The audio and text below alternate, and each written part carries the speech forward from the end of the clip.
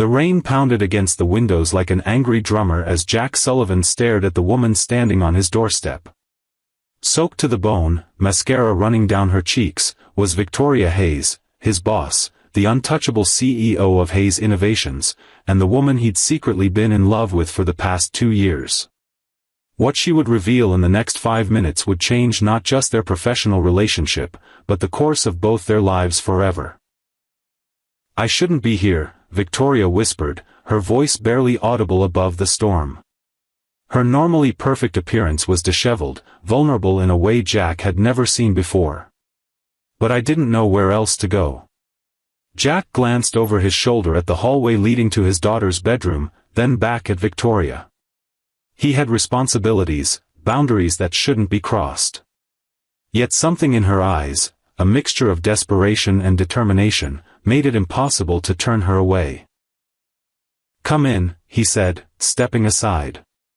"But you should know, whatever this is. I can't let it complicate things." "My daughter." Victoria cut him off. "Don't let me stay tonight," she said, her voice suddenly firm despite her trembling body. "If I stay, there's no going back." Jack's heart hammered in his chest as he replied words that surprised even himself, "Maybe it's time to change everything." Little did he know that upstairs, his 13-year-old daughter Emma was wide awake, listening to every word, already forming a plan that would either bring them all together or tear them completely apart. 3 months earlier, Jack had been just another mid-level marketing director at Hayes Innovations, a single father trying to balance raising his daughter with climbing the corporate ladder. His wife had died when Emma was just 5, leaving him to navigate parenthood alone while building a career that could provide for them both. Victoria Hayes had inherited the technology company from her father 2 years ago. At 45, she was brilliant, formidable, and notoriously private. The business world called her the Ice Queen, but Jack had always seen glimpses of something more beneath her carefully constructed exterior. Their professional relationship had been strictly that. Professional, until the day Victoria personally selected Jack to lead the company's most ambitious project to date. "Sullivan," she'd said, leaning against his office doorframe one Tuesday afternoon. "I need someone who thinks differently. Someone who understands what real people want, not what marketing data says they should want." Jack looked up from his computer, momentarily stunned by her presence in his modest office. "And you think that's me?" "I know it's you. I've been watching your work." She stepped inside, closing the door behind her. "The question is, can you handle it? This project could make or break us both. With all due respect, Ms. Hayes, you have a lot more to lose than I do." A smile, rare and genuine, crossed her face. "That's exactly why I'm choosing you. You're not afraid to speak the truth, even to me." That project had thrown them together for long hours, late nights, and heated debates that gradually evolved into something deeper. Jack found himself looking forward to their meetings, to the moments when Victoria's carefully maintained facade would slip, revealing the passionate, thoughtful woman beneath. But he had Emma to consider. And Victoria had made it clear throughout her career that she had no interest in family life, in attachments that might distract from her singular focus on business. So Jack kept his growing feelings locked away, convinced they could never lead anywhere. Until that rainy night when everything changed. "You're soaked," Jack said, handing Victoria a towel as she stood dripping in his modest living room. "Let me get you something dry to wear." She accepted the towel with a nod, her eyes taking in the comfortable, lived-in space. Family photos lined the walls, Jack and Emma at the beach, at her school plays, blowing out birthday candles together. "Your home is exactly as I imagined," she said softly. Jack paused. "You've imagined my home?" A flush crept up her neck. "I've imagined a lot of things, Jack." He returned with a t-shirt and sweatpants that would be too big for her but were better than her drenched designer clothes. "The bathroom's down the hall. First door on the left." When Victoria emerged minutes later, her face washed clean of makeup, her long blonde hair damp around her shoulders, and her frame swimming in his clothes, Jack felt something shift inside him. This wasn't his intimidating boss. This was just Victoria, a woman who suddenly seemed both stronger and more vulnerable than he'd ever realized. "Are you going to tell me what brought you to my door at midnight?" he asked, handing her a mug of hot tea. Victoria's hands trembled slightly as she accepted it. "The board is planning to sell the company." "What?" "They can't do that without your approval." "They can if they convince enough shareholders I'm not fit to lead." She took a sip of tea, her eyes closing briefly. Apparently, a woman who prioritizes innovation over immediate profits, who refuses to cut corners on quality or employee benefits, who won't play the political games they expect. Well, she's a liability. Jack sat beside her on the couch, careful to maintain some distance. "That's ridiculous. You've increased market share by 20% in 2 years. 23, she corrected with a small smile. "But it's not enough. They want someone who'll /R&D, lay off half the staff, and pump up short-term profits before selling to the highest bidder." Her voice hardened.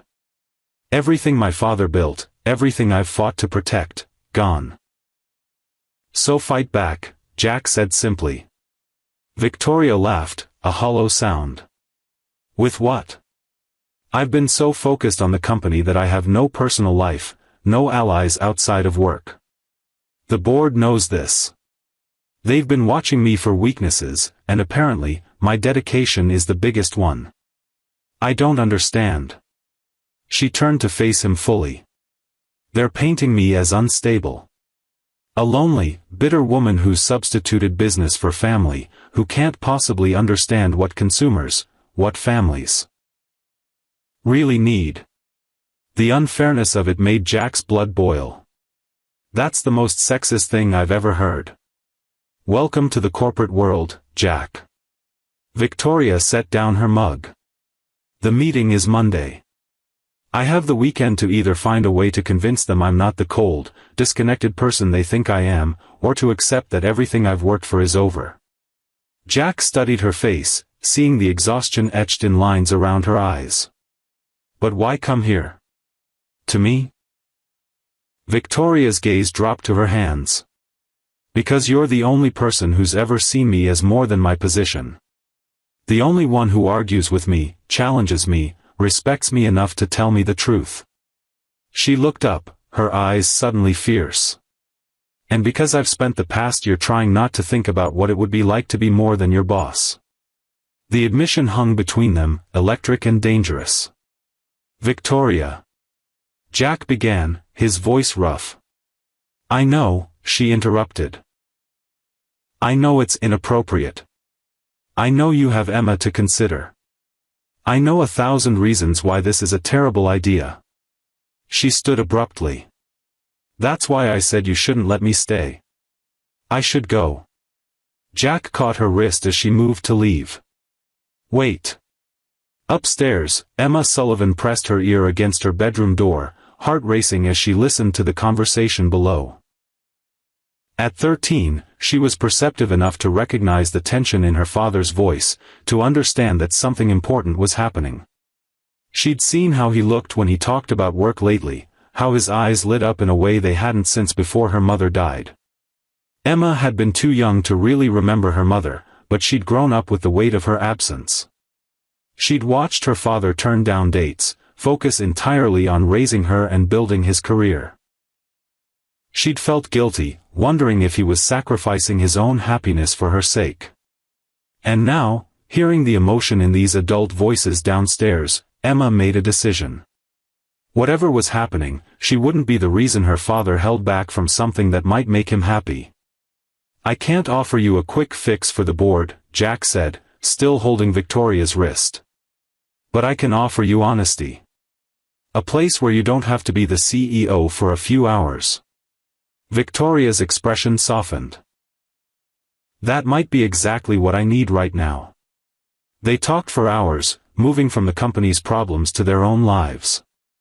Victoria spoke about the pressure of taking over her father's legacy, of fighting to be taken seriously in rooms full of men who'd known her since she was a child.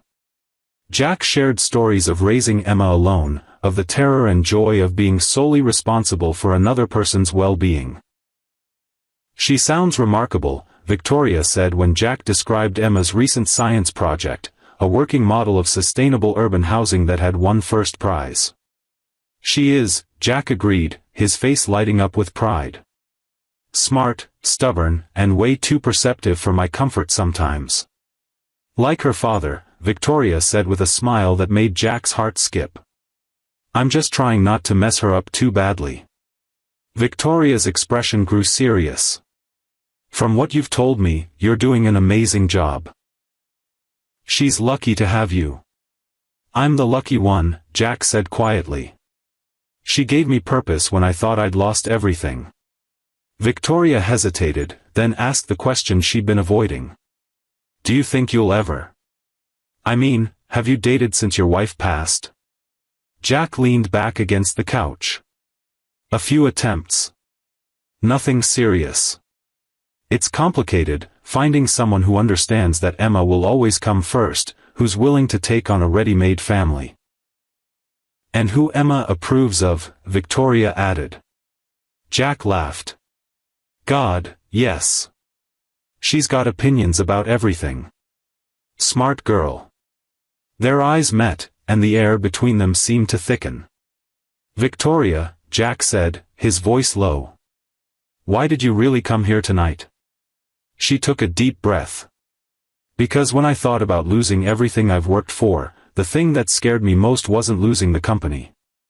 It was losing the chance to find out what this is between us." Jack moved closer, his hand coming up to brush a strand of hair from her face. "And what do you think this is?" "Something that terrifies me," she whispered. "Something I've been running from my whole life." "Which is?" "The possibility that success means nothing if you have no one to share it with." Jack's thumb traced her cheekbone. "That's quite an admission from the woman Forbes called, singularly focused on business to the exclusion of all else." Victoria laughed softly. "Well, Forbes hasn't seen me sitting on a marketing director's couch at 3 in the morning, wearing his clothes and contemplating blowing up my entire life." "Is that what you're contemplating?" Jack asked, suddenly serious. "Yes," she said simply. "But I'm scared, Jack. I don't know how to do this, how to be vulnerable, how to let someone in. And there's Emma to consider. I would never want to disrupt her life." Jack was about to respond when a small voice came from the stairway. "You wouldn't be disrupting anything." They both turned to see Emma standing on the bottom step, her dark hair tousled from sleep, her eyes alert and determined. "Emma," Jack said, standing quickly. "You should be in bed." "I heard voices," she said, moving into the living room. "You must be Ms. Hayes." Victoria straightened, instinctively adopting her professional demeanor despite the absurdity of doing so while drowning in borrowed sweatpants. "Yes. I'm Victoria. I apologize if we woke you." Emma studied her with unnerving intensity. "Dad talks about you all the time." Jack made a strangled sound. "Emma. He says you're the smartest person he's ever met," Emma continued, ignoring her father's embarrassment. "And that you actually care about making things that help people, not just making money." Victoria glanced at Jack, who was now looking anywhere but at her. "That's very kind of him. Are you going to kiss him?" Emma asked bluntly. "Emma Sullivan." Jack exclaimed, mortified. Victoria, to his surprise, didn't seem flustered. Instead, she regarded Emma with respect. That would depend on several things. Most importantly, how you would feel about it. Emma crossed her arms. "Would it make Dad happy?" Victoria looked at Jack, her expression softening. "I hope it might. Eventually." "Then I'm okay with it," Emma declared. "But just so you know, if you hurt him, I know how to build a robot that can track you anywhere." Despite everything, Victoria laughed, a genuine, delighted sound that Jack had never heard before. "I believe you. And I promise to be careful with him." Emma nodded, apparently satisfied. "Good. Can I have hot chocolate since I'm up anyway?" The absurdity of the situation, his boss and his daughter negotiating his romantic future while he stood speechless, finally broke Jack's shock. "It's 3 in the morning, Em. So? Ms. Hayes is having tea at 3 in the morning." Victoria bit her lip to suppress another laugh. "She makes an excellent point." Jack threw up his hands. "Fine. 1 hot chocolate, then straight back to bed." As he headed to the kitchen, he heard Emma ask Victoria, "Do you know anything about sustainable urban planning? Because I have some ideas for my next project." By the time he returned with Emma's hot chocolate, the two were deep in conversation about environmental engineering, Victoria sketching concepts on a notepad while Emma nodded enthusiastically. Something warm unfurled in Jack's chest at the sight, something that felt dangerously like hope. Monday morning arrived with a sense of inevitability. The board meeting was scheduled for 10 a.m., and Jack hadn't heard from Victoria since she'd left his house Saturday morning, after spending all of Friday night talking with him and Emma. "You'll call me after?" he'd asked as she prepared to leave. Yes, she'd promised, then hesitated before adding, "Whatever happens today, Jack, thank you for reminding me what matters." She'd kissed him then, a brief, soft press of lips that held more promise than passion, before slipping out the door. Now, sitting at his desk, Jack couldn't focus on anything. He checked his phone every few minutes, waiting for news. At 11:30, his office door opened. Victoria stood there, her professional armor back in place, impeccable suit, perfect hair, expression unreadable. Jack stood. "Victoria." "Mr. Sullivan," she said formally, aware of the open door and curious eyes. "Would you join me in my office, please?" Heart sinking at her tone, Jack followed her through the building, ignoring the speculative glances of their colleagues. Once inside her office, Victoria closed the door and turned to face him. "The board voted to retain me as CEO," she said without preamble. Relief flooded through him. "That's wonderful. How did you convince them?" A smile slowly spread across her face. "I told them the truth. That I'd been so focused on proving myself worthy of my father's legacy that I'd lost sight of what that legacy was really about, building technology that serves people, that makes lives better." She moved closer.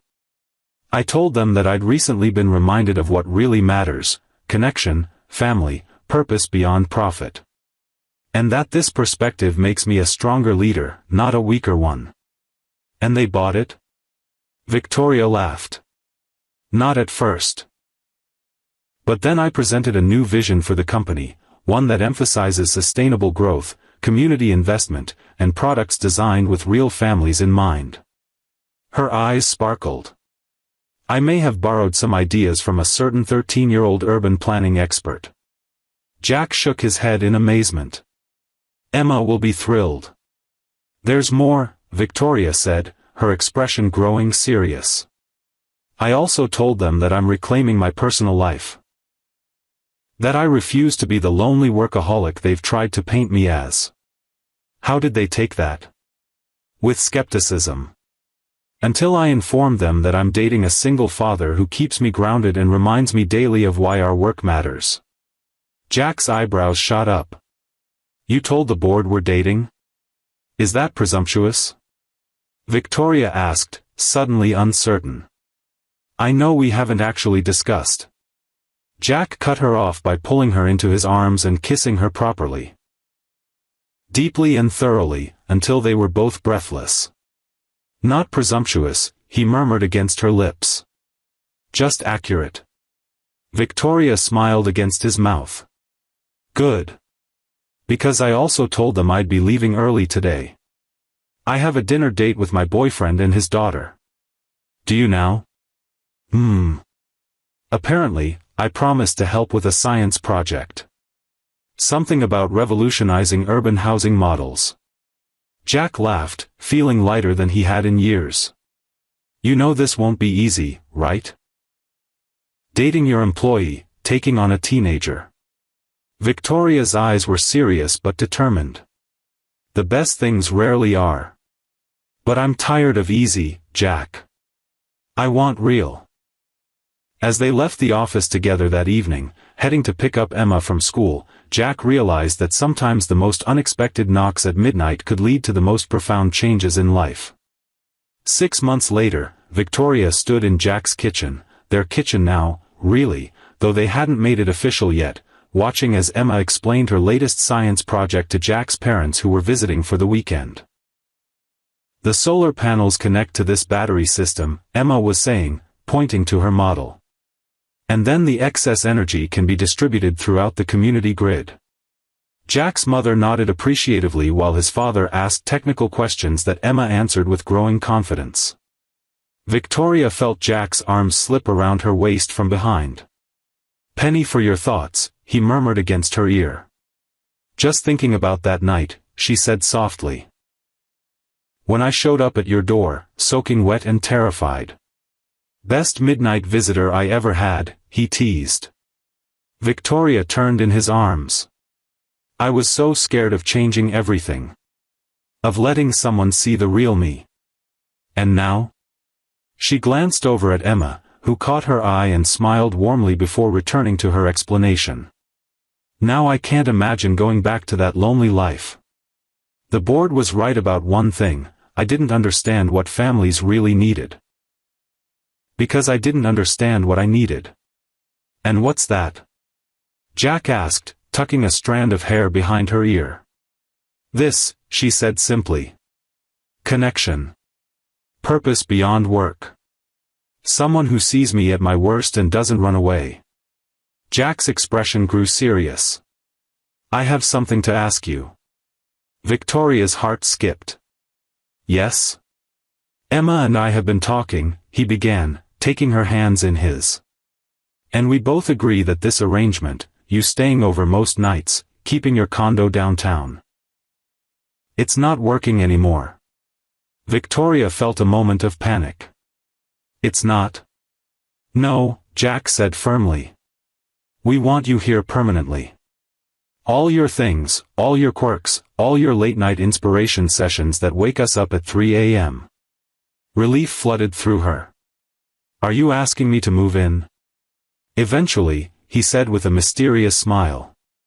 "But first." He reached into his pocket and pulled out a small velvet box. Victoria's breath caught. "I'm asking if you'll marry us," Jack said, opening the box to reveal a stunning emerald ring. "Both of us. Because that's what we've become, a family. And we want to make it official." Victoria looked from Jack to Emma, who was now watching them with barely contained excitement, her grandparents smiling knowingly beside her. "You planned this," Victoria accused, tears filling her eyes. "Of course we did," Emma said, coming to stand beside her father. "Dad's hopeless at big gestures without help." Jack didn't even try to deny it. "Well? What do you say, Victoria? Ready to change everything for good?" Victoria looked at the 3 generations of Sullivans watching her expectantly, and felt the last of her walls crumble. "Yes," she whispered, then louder, "yes."